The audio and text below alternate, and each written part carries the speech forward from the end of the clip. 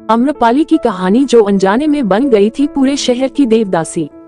आम्रपाली की खूबसूरती ही उसकी जिंदगी की सबसे बड़ी समस्या बन गई थी। सुने इतिहास की सबसे खूबसूरत महिलाओं में से एक के बारे में। एक कहावत आपने सुनी होगी कि खूबसूरत लड़कियों का इतराना भी अच्छा लगता है। ऐसी आम धारणा है कि अगर कोई खूबसूरत है तो उसकी जिंदगी आसान ही होगी, क्योंकि कई काम ऐसे ही बन जाएंगे। लेकिन इतिहास में कई कहानियां ऐसी भी हैं जो बताती हैं कि किस तरह से खूबसूरती ही महिलाओं के लिए अभिशाप बन गई। ऐसी ही एक कहानी है आम्रपाली की कहानी, जिसे वैशाली की नगर वधू बना दिया गया था। भारत के इतिहास की सबसे चर्चित कहानियों में से एक है आम्रपाली की कहानी। आम्रपाली की कथा ऐसी है जिसमें उस दौर की सबसे खूबसूरत और हर मामले में दक्ष कन्या को पहले वेश्या की तरह देखा गया और नगर वधू बना दिया गया, और बाद में उसने अपनी जिंदगी बौद्ध भिक्षुनी बनकर बिताना सही समझा।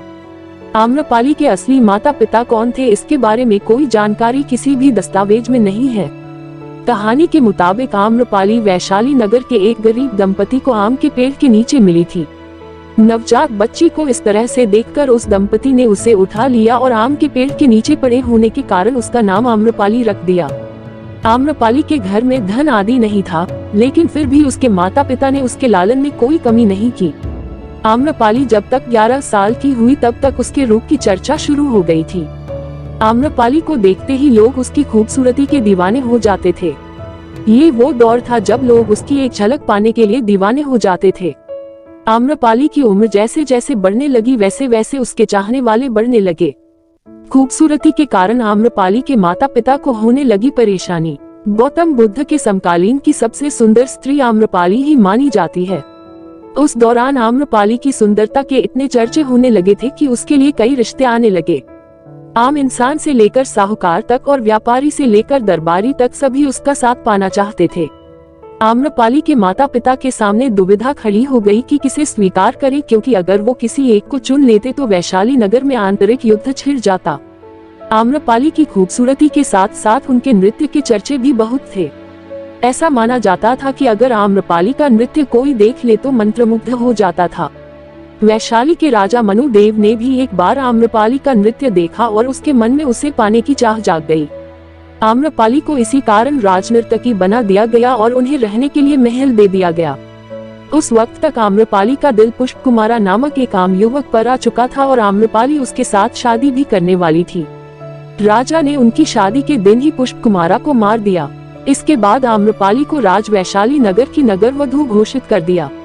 आम्रपाली न अब शादी कर सकती थी और न ही किसी एक व्यक्ति के साथ जिंदगी बिता सकती थी। उसे वो इंसान चुनने की इजाजत थी जिसके साथ वो संबंध बनाए, लेकिन वो किसी एक की नहीं हो सकती थी। नगर वधू की ये पदवी उन्हें 7 साल तक रखनी थी। आम्रपाली और बिंबिसारा। आम्रपाली की जिंदगी में प्यार दोबारा आया, जो था शत्रु देश मगध के राजा बिंबिसारा के रूप में। बिंबिसारा ने वैशाली राज्य पर हमला कर दिया और रूप बदलकर आम्रपाली के महल में शरण ले ली। बिंबिसारा को आम्रपाली ने जगह दी, तब उसे नहीं पता था कि वैशाली का राज्य खतरे में है। बिंबिसारा के साथ वो अगले कुछ हफ्ते रही और उसके बाद ही उसे सच्चाई का पता चला। तब तक दोनों प्यार में पड़ गए थे और आम्रपाली को सच्चाई का पता चलते ही उसने बिंबिसारा को युद्ध रोकने को कहा। बिंबिसारा तब तक आम्रपाली से इतना प्यार कर बैठे थे कि उन्होंने युद्ध रोक दिया और आम्रपाली के साथ उनका प्यार परवान चढ़ा। आम्रपाली ने इसके बाद बिंबिसारा के बेटे विमल कोंडाना को जन्म दिया। कुछ समय बाद बिंबिसारा को उसके बेटे अजातशत्रु के द्वारा मौत के घाट उतार दिया गया। आम्रपाली और अजातशत्रु। बिंबिसारा के मरने के बाद अजातशत्रु ने वैशाली पर आक्रमण कर दिया। युद्ध में वैशाली का बहुत नुकसान हुआ और जब जायजा लेने अजातशत्रु पहुंचा तो वैशाली में घूमते हुए उसकी मुलाकात आम्रपाली से हुई।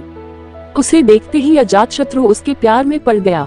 आम्रपाली को भी वो पसंद आया, पर उसे ये नहीं पता था कि ये बिंबिसारा का बेटा है या बिंबिसारा को मारने में इसका हाथ है। आम्रपाली को अजातशत्रु पसंद आ गया, लेकिन वैशाली के लोगों को ये बात पसंद नहीं आई और इस कारण उन्हें जेल में डाल दिया गया और अजातशत्रु ने इसका बदला लेने के लिए पूरे वैशाली में आग लगा दी। इसके बाद जब ये आम्रपाली को पता चला तो वो बहुत नाराज हो गई।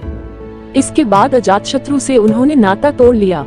आम्रपाली बनी बौद्ध भिक्षुनी। इसके बाद आम्रपाली को एक बौद्ध भिक्षु से प्यार हो गया। उस वक्त उसने भिक्षु को लुभाने की बहुत कोशिश की, लेकिन बौद्ध के धार्मिक ज्ञान के आगे आम्रपाली नतमस्तक हो गई और खुद बौद्ध भिक्षुनी बनने का फैसला लिया। हालांकि कुछ कथाएं मानती हैं कि आम्रपाली को महात्मा बुद्ध से ही प्यार हो गया था, लेकिन इसका कोई भी प्रमाण नहीं है। माना जाता है कि आम्रपाली पहली महिला बौद्ध भिक्षुणी थी, जिनके बाद अन्य महिलाओं ने भिक्षुणी बनने का फैसला लिया और इस तरह आम्रपाली को आखिर में जाकर शांति प्राप्त हुई। अपनी पूरी जिंदगी में आम्रपाली ने बहुत दुख देखे और हमेशा उनकी खूबसूरती ही उनकी खुशियों के आड़े आई। आम्रपाली की ये कहानी आपको कैसी लगी, ये हमें कमेंट बॉक्स में जरूर बताएं। अगर आपको ये स्टोरी अच्छी लगी है तो इसे शेयर जरूर करें। ऐसी ही अन्य स्टोरी सुनने के लिए जुड़े रहें गेट मोटिवेटेड SKC से।